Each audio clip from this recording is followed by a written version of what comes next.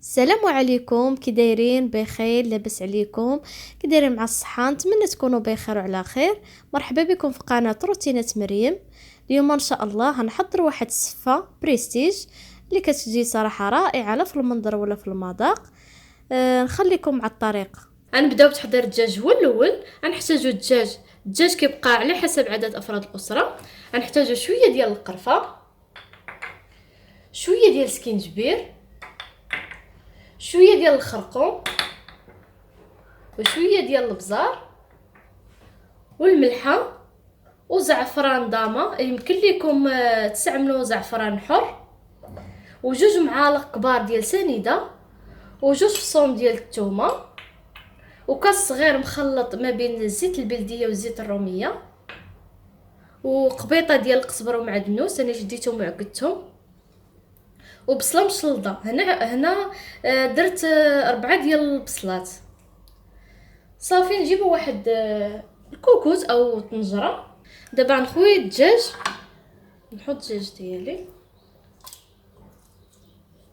غنخوي الزيت،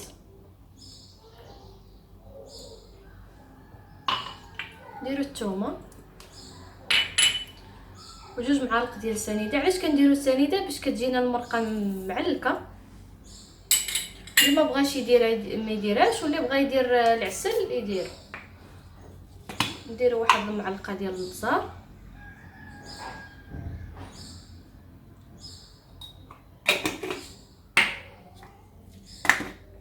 كركم او خرقوم،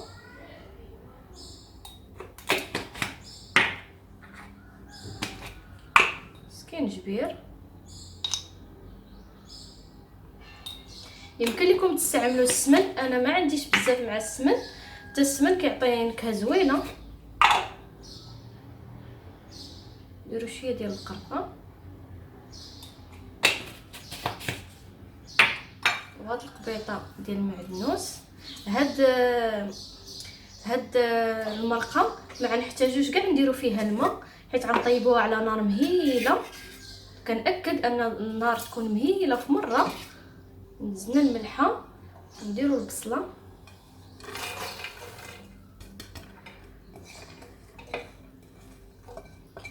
هاد المريقه ديالنا طيبه في هاد الماء البصله.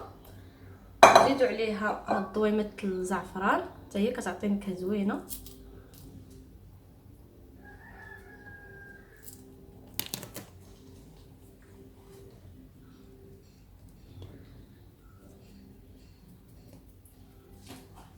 صافي غنحرك كلشي ونديرو فوق البوطه. انا كما قلت لكم النار تكون مهيله. انا درتها فوق البوطه، حركتها باش يدخل ليا داك العطريه في الدجاج. صافي ودابا غنغطيها وما نسيتش الكوكوط، غنخليها على نار مهيله حتى طيب على خاطرها. المرقه ديالي كما كتشوفوا راه ما زدت لا ما لا والو. دابا طاب ليا الدجاج، نحيدو ونخلي المرقه كتغلى شويه تتعقد ليا، ونفرتت هاد الدجاج هذا ونعاود نردو ليه. هاد الدجاج من بعد ما فرتته دابا غنرجعو للمرقه حتى تعقد ليا. صافي وغيكون عندنا المرق ديالنا واجد.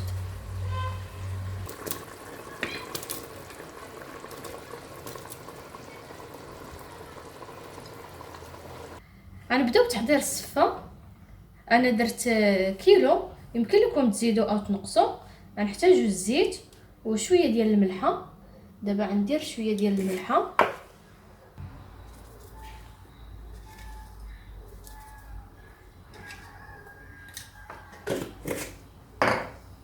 ندير الزيت،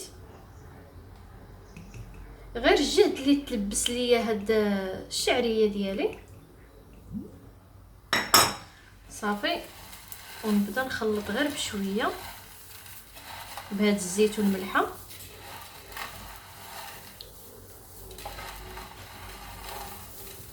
هاد السفه هادي فيها طرق بزاف، كل واحد وكيفاش كيدير ليها. دابا انا غنلبسها مزيان بالزيت وغنخليها تفور 4 ساعه. نحاولوا معاها غير بشويه باش ما تهرس ليناش. دابا جبنا واحد الكسكاس نديرو فيه الشعريه،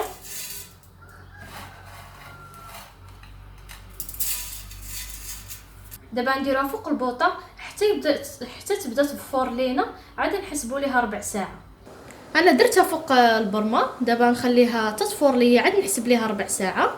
ودرت واحد المقراج يطيب ليا بالماء باش تفوت ربع ساعه عاد نسقيها. هيا بعد ما فارت ليا ربع ساعه دابا غنخوي عليها الماء طايب فوق الكسكاس بهذه الطريقه. الماء اللي يكون طايب بزاف، هاد الطريقه سهله احسن ما تحطوها في القصريه وعاد تكبوا الماء وعاد تهزوها.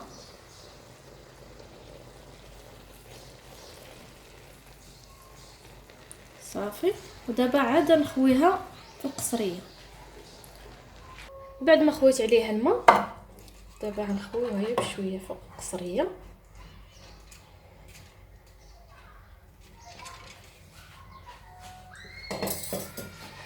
بسم الله. وهي سخونه نحاول نفككها.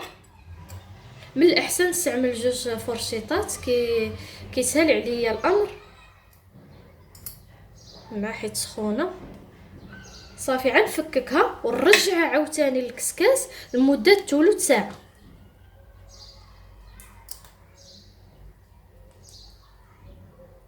هيا من بعد ما فارت ليا التفويره الثانيه دابا غنعاود نخوي عليها الماء طايب كما درنا في الاول. صافي كنديروا الماء غير جوج مرات عاوتاني نخويها في القصريه. من بعد ما كبيت عليها الماء دابا غنخويها نفكها ونرجعها عاوتاني ثلث ساعه.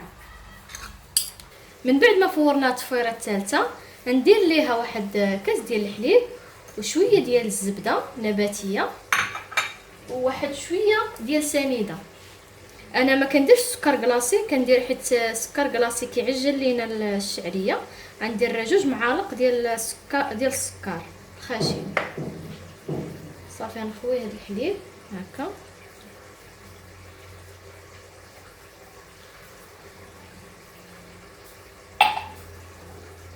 ندير عليه الزبده نحاول نقطع اطراف.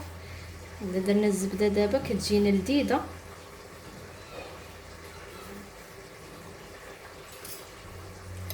وندير سنيده كتبقى على حسب الذوق. نحاول نذوب هاد الزبده وسنيده في الشعريه بحال هكا. صافي ونرجعها تفور ربع ساعه. للتذكير كما قلت لكم في الاول كنفوروها ربع ساعه، والثانيه ثلث ساعه، والثالثه ثلث ساعه، والرابعه ربع ساعه. صافي ودابا نرجع الكسكاس غير ربع ساعه باش طيب ليا شويه. هي راه طايبه غير باش ينشف ليا هذا الحليب صافي نحطوها في الصحن التقديم. بالنسبه للتزيين غنحتاج الزبيب وشويه ديال المشماش وشويه ديال البرقوق اللي سبق ليا عسلتهم في شويه ديال الماء وسنيده وشويه ديال القرفه. ونحتاج اللوز اللي قليته شويه الزيت وشويه الكركاع وشويه ديال الزنجلان. التزيين كيبقى اختياري، يمكن لكم تزوقوا باي حاجه. دابا نجيبوا واحد المول. دابا نبدا في تقديم الطبق. غنديروا السفه هي الاولى نفرشوها بحال هكا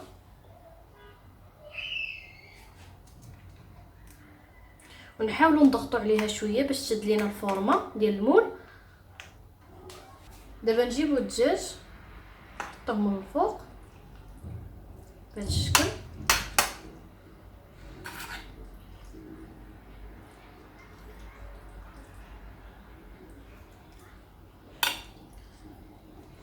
نحاولوا نفرشوه في المول كامل. دابا من فرشنا الدجاج غنعاودوا نديروا الطبقه ديال السفه.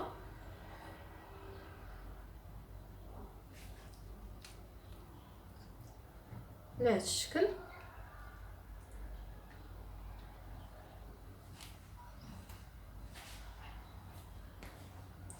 نضغطوا شويه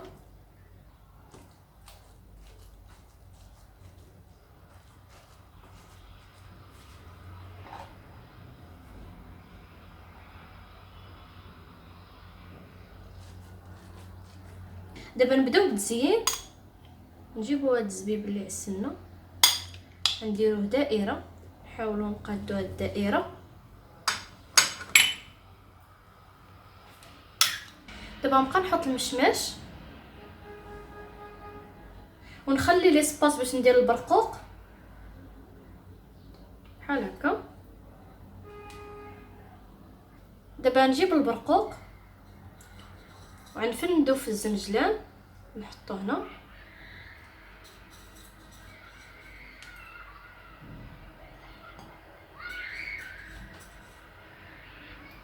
صراحه هاد الصفه ديال تحميره الوجه كما كتشوفوا سهله، ماشي بالضروره تزينوها كما زينتها انا.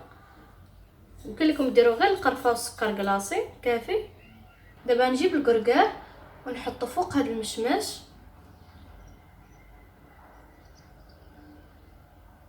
بالنسبه للوز غنديرو انا داير على الزبيب بحال هكا. السفه ديالي من بعد ما وجدات كتجي على هذا الشكل، كتجي الصراحه راقيه في المنظر وحتى المذاق كتجي لذيذه الصراحه. ونتمنى تجربوها وتخليو لي التعاليق ديالكم، وما تنساوش تابوناو وتبارطاجيو مع الاصدقاء والاحباب. السلام عليكم.